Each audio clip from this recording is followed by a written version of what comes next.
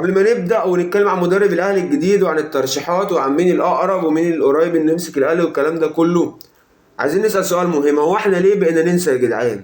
ليه بقينا ننسى بسهولة كده وبسرعة كده؟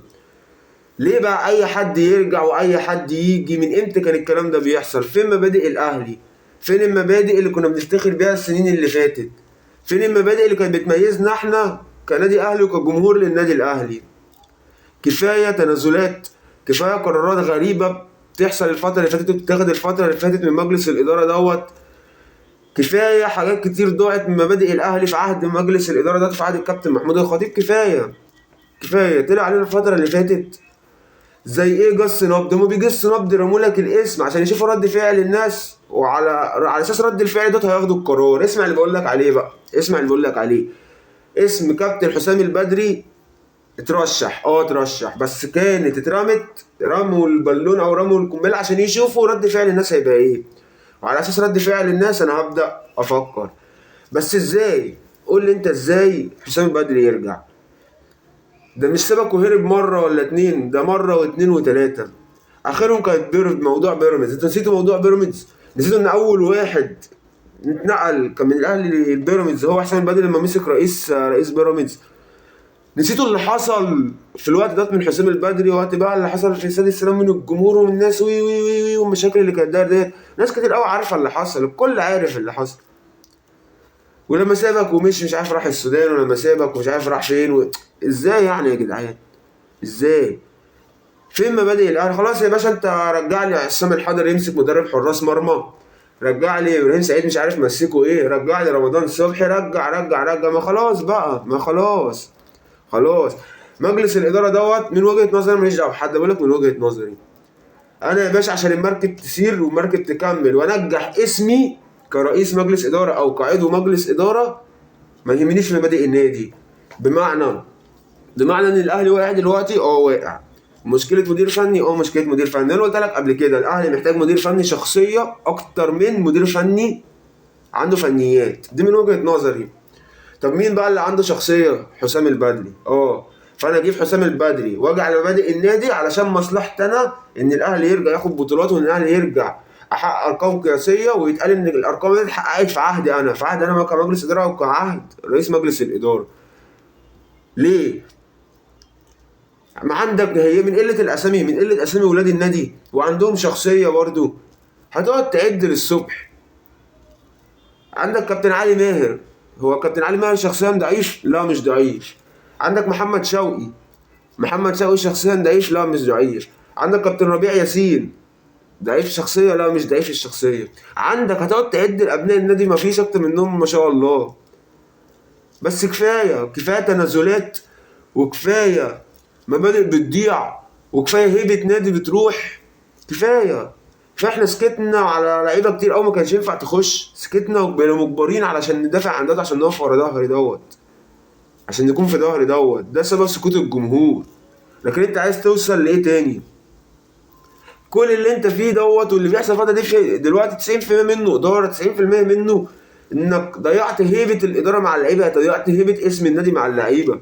ان اللعيب ما يرضاش يسافر وتوقفوا لي اسبوعين. يا اخي اسبوعين يعني مش عايزين نقول كلام ما يتقالش بقى، خلاص موضوع وعدى وخلص. بس ما ينفعش كان يخش النادي من الاول. ما ينفعش ترجع علاقات مع النادي الفلاني، ما ينفعش والله. ما هي كل دي من مبادئ النادي. مجلس الاداره دوت وعهد الكابتن محمود الخطيب، كل ده وكل الحب انا بحبه على المستوى الشخصي، بس بحب الاهلي اكتر. فاللي حصل الفتره اللي فاتت من اول ما مسك من 2018 حاجات كتير ما كانش ينفع تحصل. خلاص انت مشيت عبد الله السعيد ليه؟ عشان مضى للزمالك، رحت جايب تركي آل الشيخ دفع له وجدد معاك والموضوع الحل، رحت انت تاني يوم الصبح لا واقف عبد الله السعيد ورحت عرضه للبيع. ليه بقى؟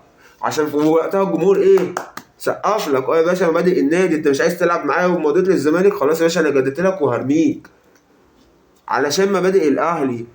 كان على ايه كل دوت؟ كان على ايه انك تقول رمضان صبحي ساعه ورد علينا؟ كان على ايه؟ على الاقل يا باشا ده ابن النادي كنت صبرت عليه، كنت صبرت تفوتت معاه، دفعت له فلوس. لو دفعت له نص الفلوس اللي انت تدفعها دلوقتي كان قعد. بس على ايه؟ وبرضه طلعنا قلنا وسقفنا يا باشا ساعه ترد علينا، محدش يتامر علينا ومحدش يحط رجل في التفاوض معانا، عشان في وقتها كانت مبادئ لا. لكن انت تاخد القرار وعكسه، القرار وعكسه. نيجي للاسامي المرشحه، وخدها مني حسام البدري مش هيجي. المرشح الاول اللي يمسك الاهلي مدير فني اجنبي، مدير فني اجنبي. طب لو ما جاش مدير فني اجنبي هيبقى علي ماهر.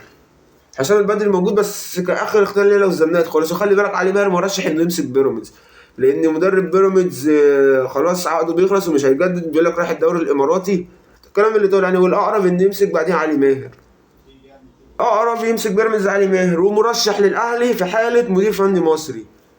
انما لو هو الاختيار الاول او التفكير الاول في مدير فني اجنبي، طب يا باشا مفيش سيره اداريه، او انا شايف ان الافضل الوقت دوت مدير فني مصري، هيبقى علي ماهر للاختيار الاول.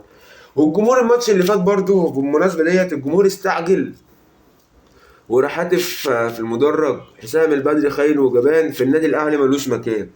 طبعا حقهم، وده مدرج الاهلي وده اللي احنا عارفينه من قديم الازل، وده اللي بيحصل.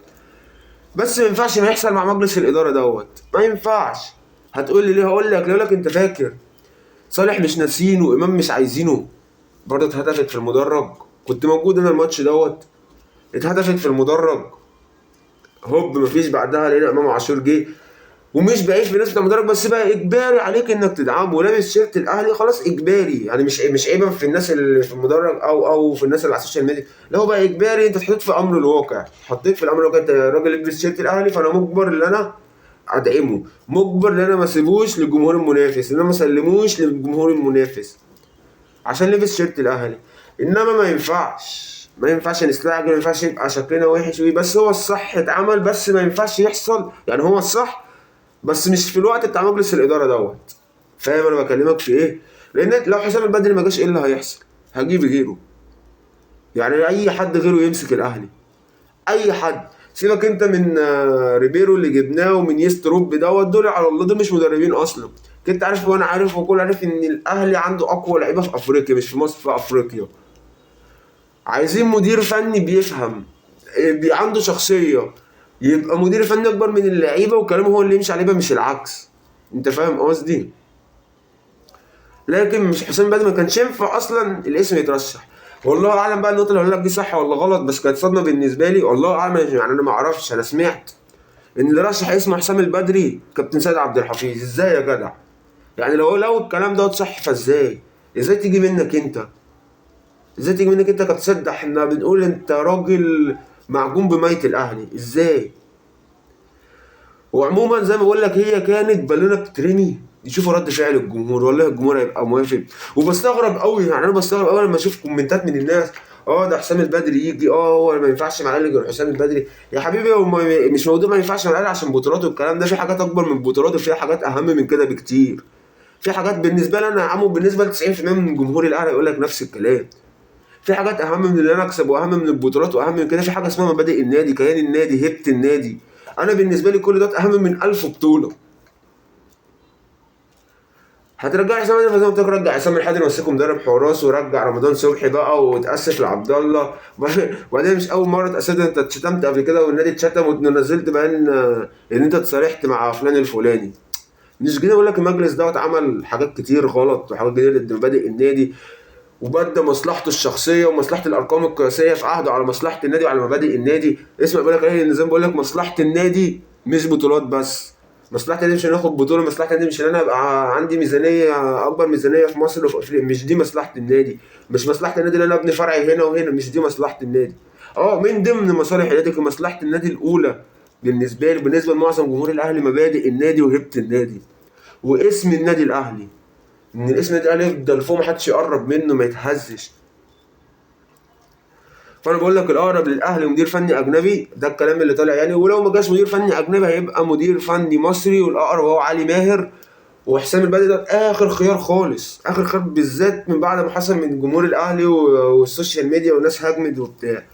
فخلينا نشوف اللي هيحصل، وباذن الله خير. هشوفكم في حلقه جديده.